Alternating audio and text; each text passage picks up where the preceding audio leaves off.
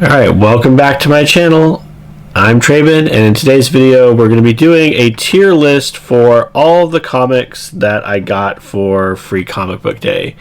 So this will be a bit different of a video. I'm not going to do much editing, if I do any editing at all, and we're just going to talk about the different comics and what I felt about them, how likely I am to pick them up when they come out, or go back and pick up some of these comics that have already been released.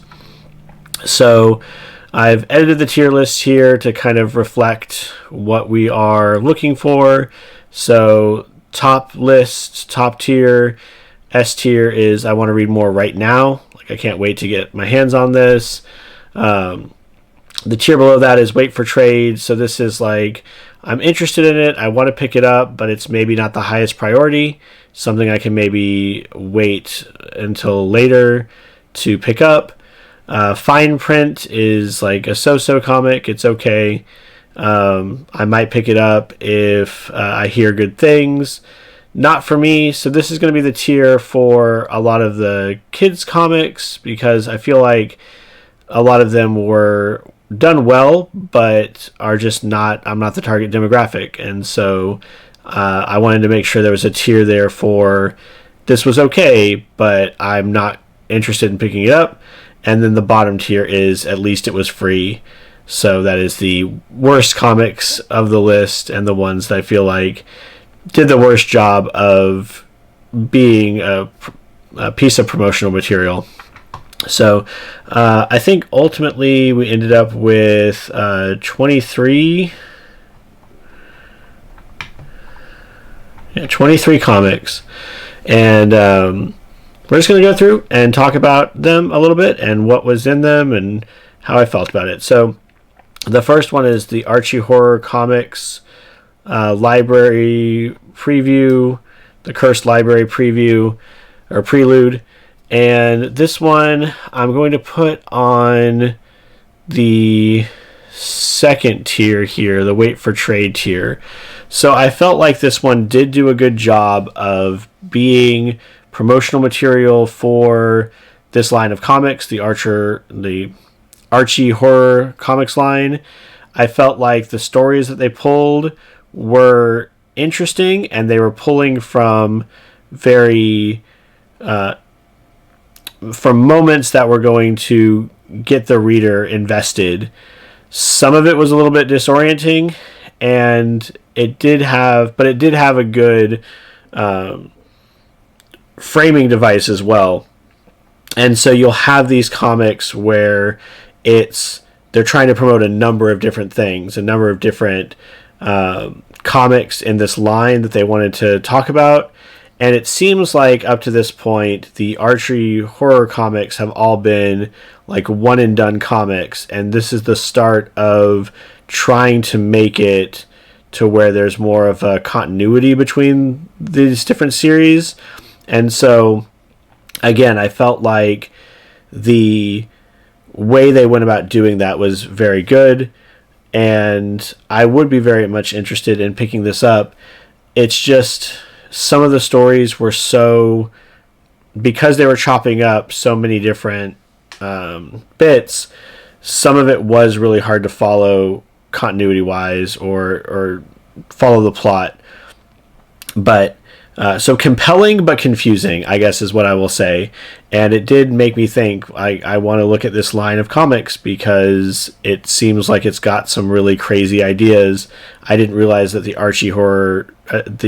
Archie comics were doing this horror line, and so that was fun to see. For Dying Inside, I'm going to put this up at the top tier. I want to read more of this right now. So this was the comic that I went to 3 separate comic book shops to find. It had been sold out at the first 2 that we went to, and I can see why. So it is the lead singer of, is it Fall Out Boy? I think he's the lead singer of Fall Out Boy. Wrote this comic, Wentz, and my biggest concern picking it up, it's a story about a girl who this teenage girl who has decided to unalive herself, and the way that she goes about doing it is stabbing herself, and the sword that she stabs herself with, or the knife that she stabs herself with, is actually enchanted, and instead of unaliving her, it makes her immortal. And so it's supposed to be this like fantasy adventure story, eventually getting to the point where she is trying to figure out how to reverse this and finding the person who made the sword. This particular one is like the first issue, right? So with the Cursed Library, we had a number of different stories, a number of different things we were trying to sell or try to promote. Here we're just promoting the one comic, and so it's just volume 1, and it gets up to The Attempt.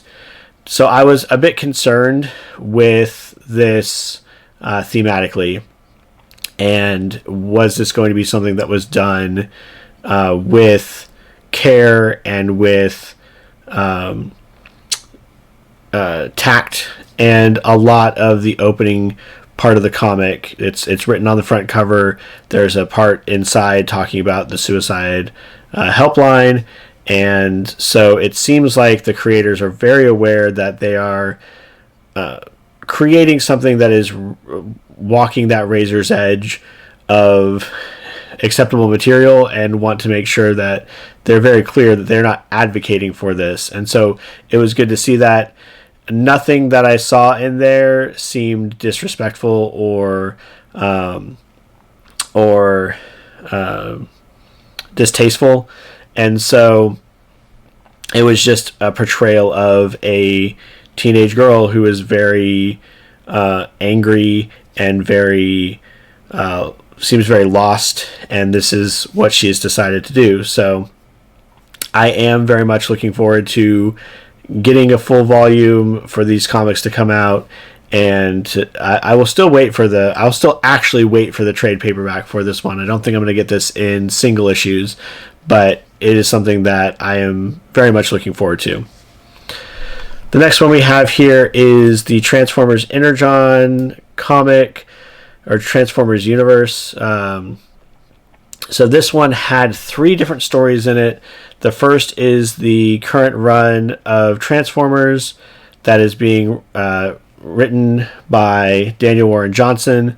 And then there is Void Rivals, and there's a G.I. Joe comic in here. So it's 3 pieces of 3 different comics. And I'm already really excited for the Transformers comic because I love Transformers and I love Daniel Warren Johnson's work. And so I'm already very invested in that. I did feel like the Transformers chapter was probably the weakest of the 3, just from what they decided to pull out. It was not anything that I feel like showcases his art particularly well, or really a meaningful part of the story. And so my excitement for this comes from outside of this particular comic. I did think that the Void Rivals chapter or the Void Rivals excerpt was very well done and intrigued me, and the G.I. Joe as well. The G.I. Joe one was probably the story in here that did the best with pulling out a moment from the comic that would get you invested in reading more. So, somewhat confusingly, I'm going to pick up the Transformers comic. I don't know if I'm going to pick up the other 2, although I feel like for this particular preview, they were done better than the Transformers comic. The World of James Tynion IV. I am unsure where to put this. I'm going to put it up at the top because I love James Tynion's work, and I've already picked up several of the things that are previewed in here. I've read a lot of Something is Killing the Children. I'm almost current with that, and I'd really like to pick up The Woods.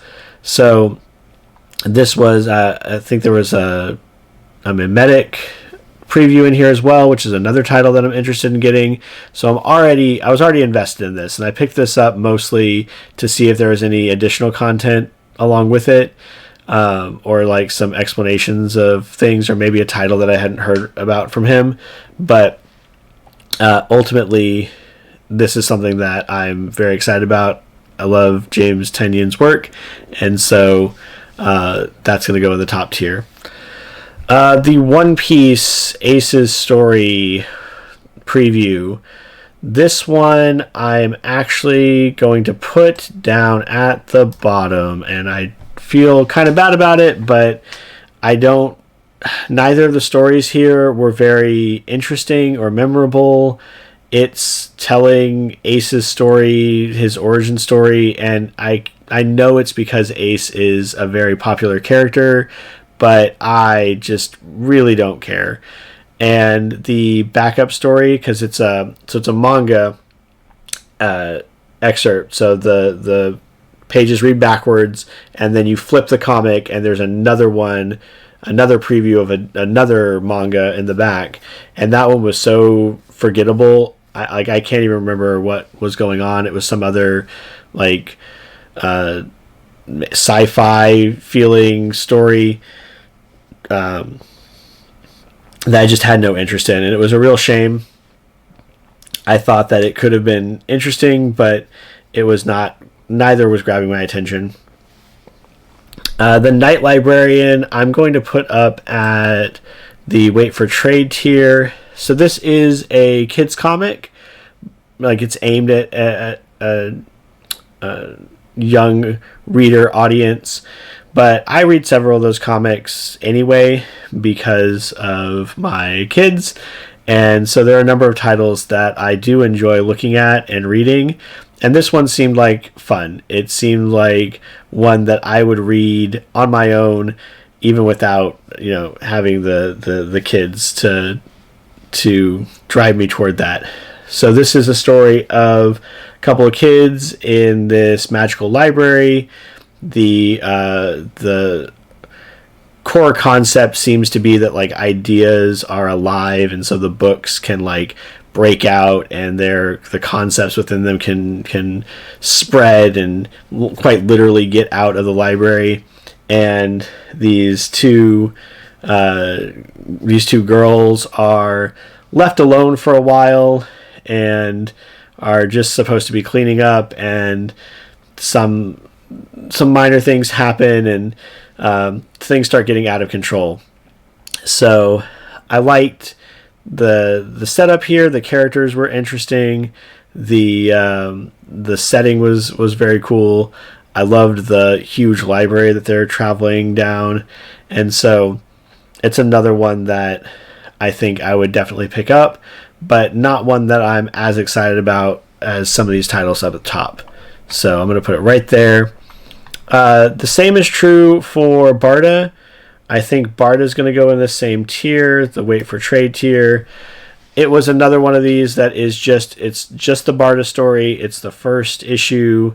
It's another one that seems to be aimed more at kids, which is an odd choice when you're talking about something set on Apocalypse, where there are, these like death squads, and it has Barda working and obviously very conflicted about what she's doing, and at the very end they go to this like prison on the planet, and Mr. Miracle is there, and so of course this is going to be some sort of like Barda Mr. Miracle story. Ultimately, I would pick up the trade of this. I don't think this is one that's going to come out in floppies. I don't think the Night Librarian is either.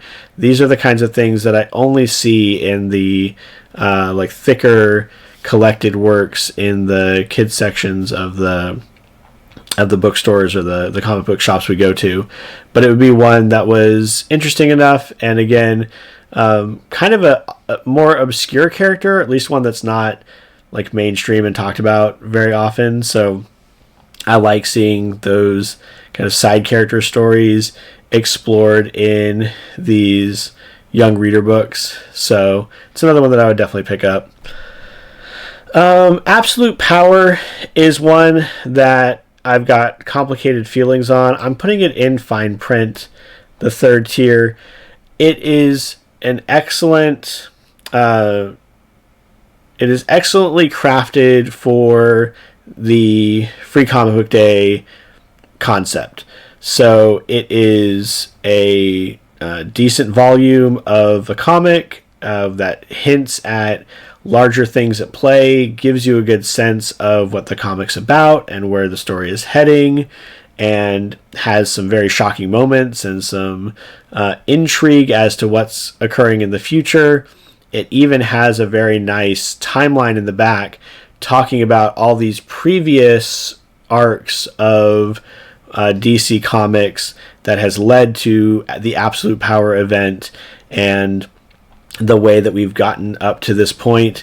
So that was very helpful in like orienting me to the story, but I just generally don't care about mainstream Marvel or DC overarching plots like this.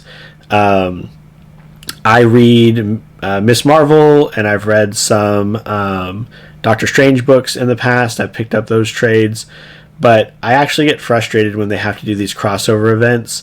I'd much rather just be able to read about the superheroes I enjoy reading and not have to read these like mega events. And this one seems like it has been a very long, protracted set of stories. There's just too much lore here. There's too much to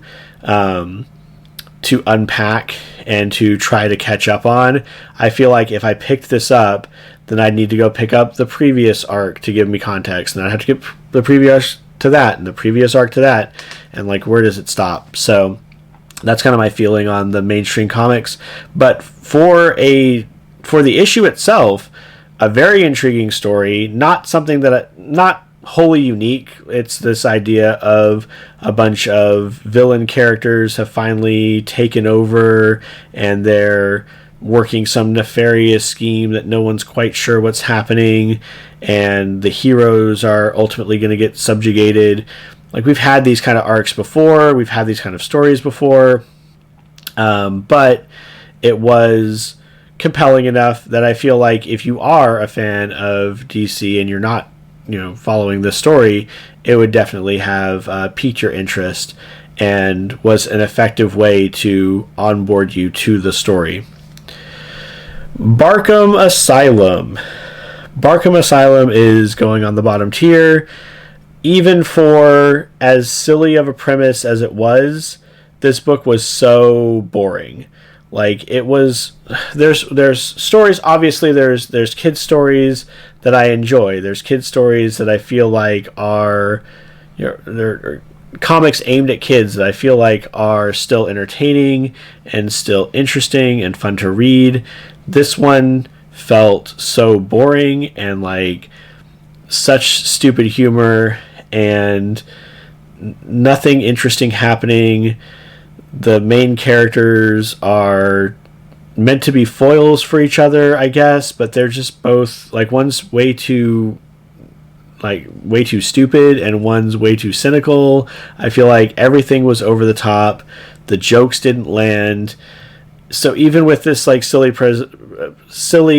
premise of like, oh, Barkham Asylum, so this is where all the evil animals go, is wasted on this comic. It's really unfortunate. I did not like a single thing about this. The Romeo and Juliet comic, I feel like this one was fine. I'm going to put it in the fine print list here. I feel like this one was fine. It's an offshoot of Kill Shakespeare, and so it's another one of those that I feel like is rooted in a lot of lore that I'm not familiar with. I mean, I'm familiar with William Shakespeare's work, and so I could grasp who the characters were fairly quickly, but not their history within this universe that they've created with Kill Shakespeare. And true to comic book form, this dramatic showdown between the two of them does not happen. The two characters don't even see each other.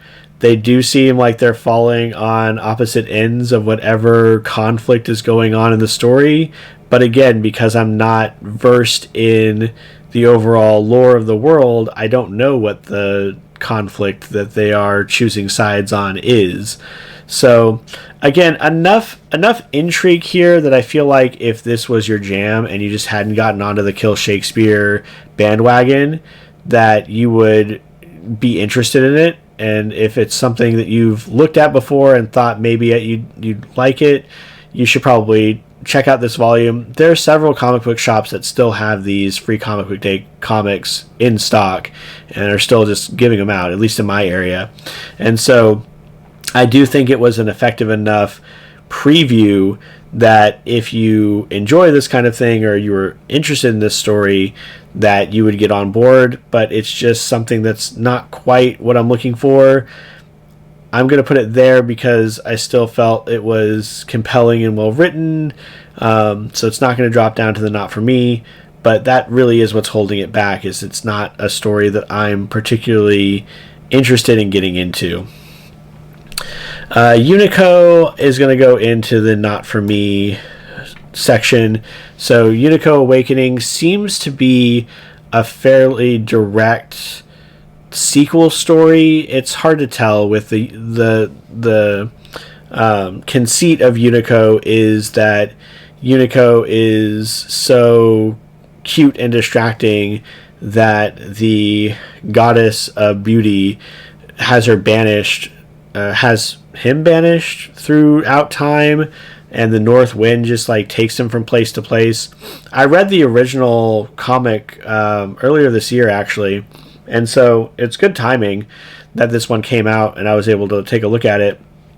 But ultimately, the story is just like Unico has an adventure for a while, is really sweet, is super helpful to everybody, and then things go badly, and then Unico gets whisked off by the wind, and the story sometimes resolves and sometimes doesn't.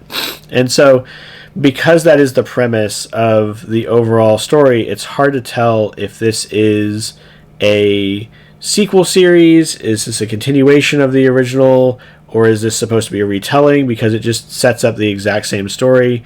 And again, it's just not for me. I'm not the target demographic. I still think it's a fun story for kids. It's just not my jam. Investigators. What is this one? Class Action. I love Investigators. We're going to be picking this up. It is a comic that I think both kids and parents can enjoy. It's got some humor that I think goes over kids' heads. Not always crass humor, but like a lot of puns, a lot of silly things. They make meta humor jokes about the offshoot comic Agents of Suit. And this just, again, is just the opening bit of a larger comic. It has the first 3 chapters or so in the story that's going to get released later. And yeah, I'm interested in seeing where it's going. It has, for a kid's comic, an intriguing premise. The investigators have to go undercover at a school to help a mascot, and they're like, even the 2 of those characters are like, usually we are tasked with investigating or protecting world-renowned chefs or high-profile people. Why are we going to this school and trying to save this mascot? So a lot of lamp shading in this comic. That's where a lot of the humor comes from, and just a lot of like visual gags and puns. It's a lot of fun. I definitely recommend Investigators if you want something that's just kind of silly and an easy read. The Encanto book, what was the backup one for this one? I've got them over here. So the Encanto book, on the back, it had the Turning Red story. Neither one of these was particularly engaging for me. I'm going to put it on the not for me list. I love Encanto. I love Turning Red. Both of them are good movies. I don't think either is really rich for mining additional stories in comic book form. The Encanto story was pretty straightforward. I don't know if I agree with some of its messaging, so that was kind of problematic. because it has who's the Camilo, the shape-shifting cousin, trying to help his younger brother who's getting bullied, and the way that he goes about doing that is turning into a bigger guy and telling the bully to leave this guy alone. And then there's all this like mystery of like, who's this person that we've never seen before? Who's Sebastian, I think is the name he gives. And I'm like, I don't know if that's the message we want to deliver, that to deal with bullies we should just bully them harder and hope that works. But because like it would have been better for him to just like stand up for himself, not necessarily have someone else stand up for him. I don't know. It wasn't terrible, but it wasn't working for me. The Turning Red story was a lot of like one-offs, like, oh, she's shedding all over the house right after her mom did all the sweeping and the vacuuming. Oh no. Or just things like that. So it was a lot of like really quick one-off stories, no real overall continuity. It was fine, but neither were gripping me or entertaining much. So this one is the Marvel, what is it? What's the title? Marvel something. It's all the, here it is. So it's Marvel Voices. So this is Marvel Voices. And this one is unfortunately going to go down in the at least it was free category. Not because I don't think any of these comics are good, but because the particular volume, this collection that they put together, is so disjointed and pulls random bits from these different comics, none of which work, and none of which tell you really what the book is about or how it's supposed to feel. Yeah, this was not one that I felt was a strong showcase of the talent or the stories that they have going in these comics, which is really unfortunate because this is supposed to be the like representation matters comic for Marvel, and they kind of botched it by taking excerpts from just random bits of comics that don't start off intriguing, don't go anywhere intriguing. It's all entirely forgettable, and yeah, real unfortunate because I was looking forward to seeing what's happening in some of these comics. It just wasn't any good. Spidey's Amazing Friends, I'm going to put for not from Spidey and His Amazing Friends, I'm going to put in the not for me tier. The comic itself was great for promoting for a young audience. It not only highlights a couple of fun stories with the Spidey and His Amazing Friends characters, but also lets you know about all these other books they have in the Spidey line with advertising throughout the comic. And so I think it's very effective. It's just Spidey and His Amazing Friends it's geared at very, very young children. Like my 4-year-old enjoys this kind of comic, right? So it is skewed very young. It's not for me. The comic itself was great as far as being promotional material for it, but it's just not something that I'm going to be interested in picking up in the future, even though I certainly will. I'm going to pick it up for my kids. So, but this is about my personal taste.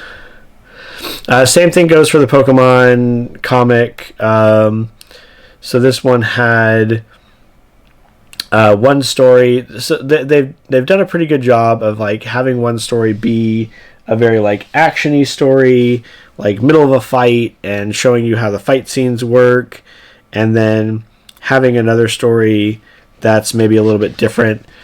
Here, the backup story was a Splatoon story. I don't think Splatoon is a property that needs to have any kind of comic book tie-in with it. It does not have enough story to carry a comic. The Pokemon excerpt was pretty good. A little bit confusing in the end. I think they were picking and choosing bits from the comic and kind of throwing them together, so it was very disjointed in the end. But and I don't really feel like the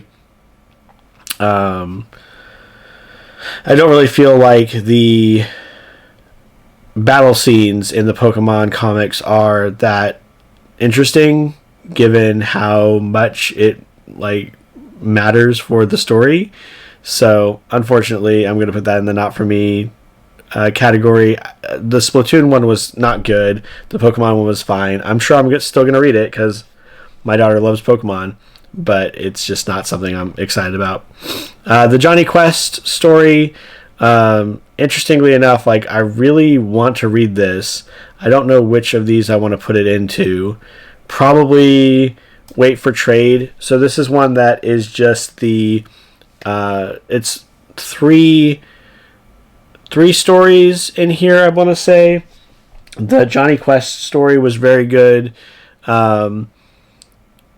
Made me interested in it, and it's restarting it at number 1, so it's a good jumping on point.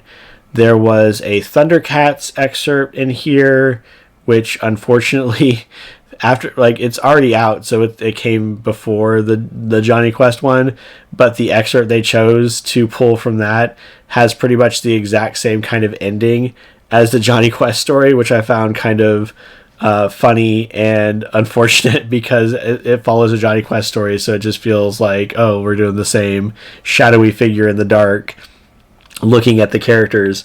The Johnny Quest story had like some weird time travel stuff and some like mystery about what's going on, and it was done in a way that was very much in keeping with what I remember from the old cartoon of like action adventure kind of thing, and even like the new adventures of Johnny Quest, marrying that adventure aesthetic with the sci-fi fantasy kind of storyline. The Thundercats one didn't really interest me. It did have a nice interview with the people who were making that comic, though, to give you some insight into like what was their motivation. And then the third story here was a Space Ghost excerpt, and that one also had an interview, but that one didn't give me enough. Like Space Ghost didn't even show up in the comics, so that one didn't give me enough to really give me a sense of what I wanted to do. So this is here for the Johnny Quest specifically. That one in particular was interesting enough that I'm going to wait and see, because I'd like to hear thoughts and reviews on the longer story, but enough that it's on my radar for sure. The Doctor Who comic was fine, middle of the road. Again, Doctor Who is one that I don't know if I want to read in comic book form. So, but the story itself was intriguing. It put together in very much Doctor Who fashion. It put together a number of events that you've seen before and try to mash them all together, so you get that sense of nostalgia and that sense of like continuity that you want in these kind of stories. So in that way, it was very successful. It's just one that I'm not particularly interested in seeing in comic book form, but certainly if you want more Doctor Who stories, I think this one was a decent looking beginning to this arc. The Hellboy comic, I'm going to put up here on Wait for Trade. Hellboy is one that I've been interested in for a while. The story here was maybe not the strongest or the most memorable of the things I read, but the style, the feel of it, and the art were really intriguing, and so it's one that I intend on picking up, not necessarily because of this particular issue, but I do think the issue did a good job of capturing the feel of the comic and capturing the tone in a like single issue event. The Young Jedi comic, again, it's going to go down in the not for me with the others that are just not my age, not my age demographic. This one was one of the stronger plotted ones in the things that it's alongside. I would say this is probably the one with the best story out of everything that's on this tier. It had a bunch of different weird aliens like you want from a Star Wars story. There was a very direct theming of accepting people's differences and working together collaboratively. Of course, because the different characters are aliens, they don't always speak the same language, they don't understand the same things, and so just a fun story of like cadets struggling together and learning to work together. So it was cute, it was fun, and like I said, probably the best written in this line, but again, just not for me, not my age, not my demographic. The Witches of Brooklyn, I'm going to put here in fine print. This is one that I could see myself maybe picking up eventually. The story was essentially these two witches trying to brew a potion. They brew the wrong one. They get a dab of it on their food, and the end result is that the girl's hair on the cover, this girl in the front, her hair just keeps growing and growing and growing. So they keep cutting it, and they cut it and do lots of different styles and take pictures, and then when their mentors get back, they're like, oh, we have a cure for it. So like fairly low stakes storytelling and fairly straightforward, like solutions, easy solutions, not too difficult of an issue, but fun and funny and entertaining. Just not quite up to the point where I want to seek it out for myself. All right, we have Katie the Cat Sitter and Max Meow. This one I think I'm also going to put here. Just below, on fine print. These are stories. I like the Max Meow stories. Katie the Cat Sitter, I'm not quite sold on. I didn't quite get the premise. I think I had to wait until the end when it had the questionnaire, like the multiple choice, like how much do you know about these properties for the kids to fill out. That I even understood what the premise of Katie the Cat Sitter was. The second comic I thought was really fun, with a character who makes wormholes between dimensions, and it goes between Max Meow and Katie the Cat Sitter's dimensions, and so he's hanging out in hers and they're playing board games, and she's hanging out in his and like learning to fly while she does kick flips with her skateboard. And then one of the Max Meow's assistant is like, this is causing some problems because like we're not supposed to jump between dimensions. And they're like, I don't know what you're talking about. Then Katie was like, have I always had just 4 fingers? They're like, don't worry about it. So that was fun. I thought it was entertaining. But like, so I'm probably going to pick up the Max Meows because my daughter enjoys those. Katie the Cat Sitter, again, I'm not quite sold on that one. So because it's kind of split with, I would get one, I don't know if I get the other, I'm going to put it right here in the middle. I will say Witches of Brooklyn also had a fun questionnaire at the end to know your superpower, your witch power, and I thought that was cute. These have little puzzles in the back that are fun for kids to do. All right, so the last one is, what is this company? This is Boombox 10th Anniversary Extravaganza is the last one. And this is another one that they've pulled a couple of different stories to highlight. So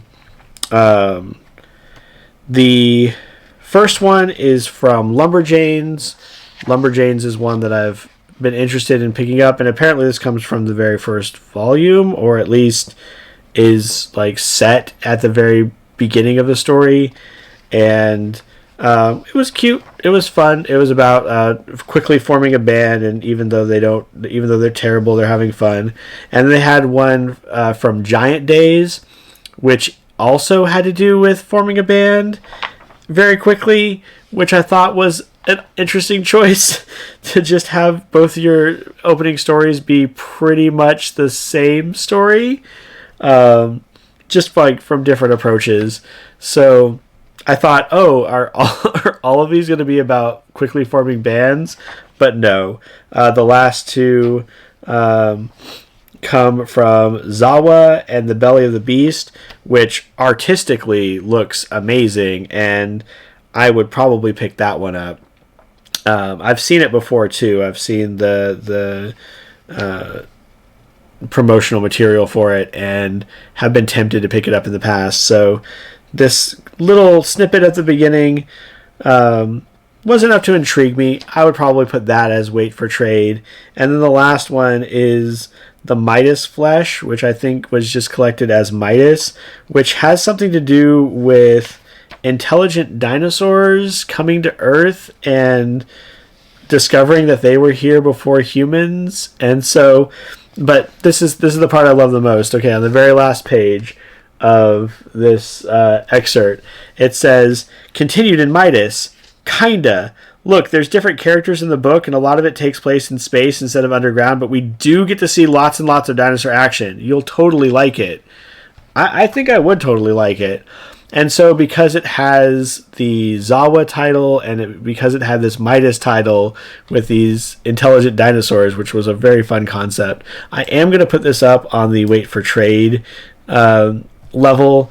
I would be interested in looking at 3 of the 4 probably.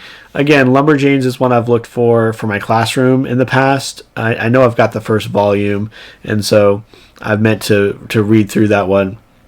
But again, Zawa looked very interesting with the brief excerpt they had, and then this intelligent dinosaur story is just fun. So there's my tier list. Thankfully, not too many things down in the lowest level where it's like I kind of regret picking this up, but I mean they're free, so you can't be that upset. And then the next tier up, like, yeah, they're not for me, but my kids are going to enjoy them. So it was still a worthwhile purchase, a worthwhile endeavor to go out and find these. But these up here are the ones that I'm most excited about, want to get my hands on. Particularly, like, I've been hyped about Transformers for a while, but Dying Inside was one that I learned about it from the Free Comic Book Day event happening and picked it up and enjoyed it. So that one was a surprise for me. And then the same down here with the Cursed Library, finding out about the Archie horror comics line. I've seen a couple of those trades and I've been very tempted to pick them up. It's just I've been prioritizing a couple of other things first. I was also really surprised by the Johnny Quest title. I've really enjoyed that one. So again, a mix of things that I've seen before and have been meaning to get, or series that I know that I'm already collecting and enjoyed in the past, and some real new surprises that I was not expecting. So, again, if you missed Free Comic Book Day, check at your local comic book shop. A number of them in our area still have these comics available. So, not a full list. You know, they've sold out of some titles, but you could probably still go and find a few of these to pick up if you are interested in looking for any of these titles. I hope you enjoyed this tier list video. We're at 45 minutes. It's an awful lot of time. So I'm going to cut it off there. I hope your reading journey is going well. And until the next one, take care.